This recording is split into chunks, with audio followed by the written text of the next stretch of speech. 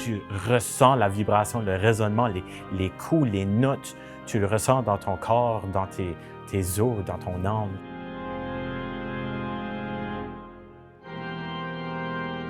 Je m'appelle Élie Leblanc, je suis originaire de Dieppe. Depuis même l'âge de 3 ans, je pianotais. Mon père est professeur de piano, il fait les leçons chez nous. Dès l'âge de 9 ans, j'ai commencé à chanter dans la chorale Saint-Anselme à Dieppe et j'ai commencé à m'asseoir sur l'orgue et explorer les différents boutons, les fonctions, la sonorité.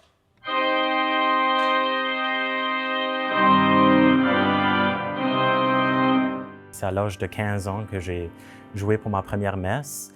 Et puis maintenant, je suis rendu étudiant à l'université, justement en orgue.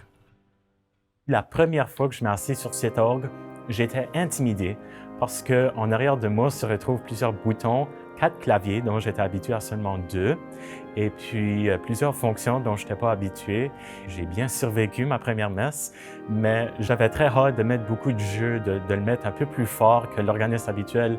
Fait que à la fin, à la sortie, j'avais tellement d'énergie, je tremblais de joie, tellement que l'orgue résonnait. Je compare ça à les gens qui vont à des concerts, à des festivals.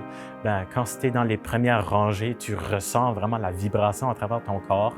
L'orgue ici, au plein pouvoir, donne le même effet. Les gens sont surpris, ils regardent vers le haut, vers le jubé, puis ils voient un petit jeune au lieu d'un petit vieux ou d'une petite vieille qui joue sur les orgues.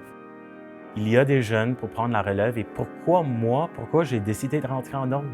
C'est vraiment simple. J'aurais pu aller en piano à l'Université de Moncton. Le piano, c'est un instrument qui me prend vraiment à cœur aussi. Mais c'est l'orgue qui apporte une certaine couleur, une dynamique, quelque chose de différent. J'ai jamais été quelqu'un qui suivait la piste commune. J'ai toujours voulu faire ma propre chose. Et puis, j'ai trouvé mon amour éternel pour l'orgue. Et puis, je m'ai dit, c'est ça que j'aimerais faire. C'est ça. Ma passion dans la vie, c'est ça mon appel. Et puis j'ai suivi et je ne regrette pas.